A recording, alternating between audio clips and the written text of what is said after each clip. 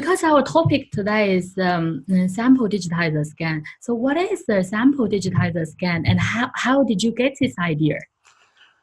Well, it's a bit of an interesting story. Well, it's interesting for me. Well, maybe it's not interesting at all. But as with all things, it actually started from an accident. I'd come down with a cold. It wasn't anything serious. I had a runny nose and that was about it. But now, with my technical training, my mind's always thinking about ideas. And I had my running nose and I thought, well, wouldn't it be good if we could use a tissue sample for biofeedback? Now, with my background in formal training, I know about devices that do this, but they do this on electronic devices, not on people. And I thought, well, why isn't it done on people? And I guess the answer was that it's the money, people are chasing the money, and the money is in consumer electronics. But I thought there's no reason why biological tissue can't be used as a direct sample. And so with my runny nose, I got some nose discharge. I won't go into too much detail here, but it was awful. It was bad. It was bad. It was green. It was, actually it wasn't green, but that's not important right now, but it was yuck. But I got it. And I found a couple of blank printed circuit boards. These are boards with copper on one or two sides. And these had copper on both sides. But I put on top of one printed circuit board my nasal discharge and put the other printed circuit board on top. So I made a beautiful, yummy sandwich.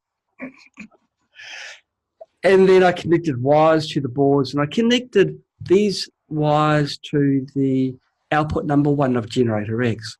I wanted to see what the frequency response was of my nasal discharge.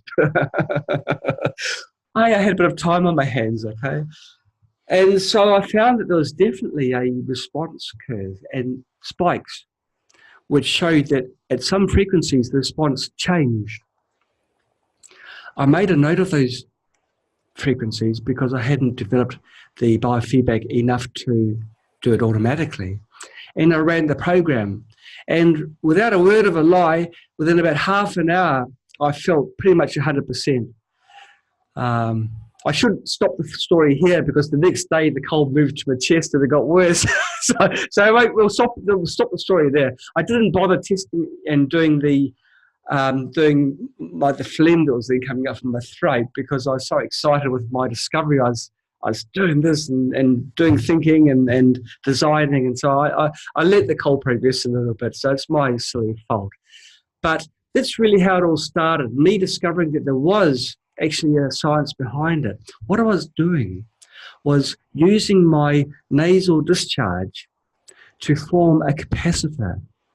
A capacitor is in electronics where two conductive plates are separated by an insulator. And the insulator was my nose stuff. And the characteristics of a capacitor are largely through the characteristics of its dielectric. And so that's the scientific explanation for those, the electronic people that are watching now. It's forming a grid dip oscillator circuit. And so there is a science behind it. It's just that people haven't taken advantage of it yet. But Spooky has. And so now I've got a way of taking any sample and knowing what the response is of that sample.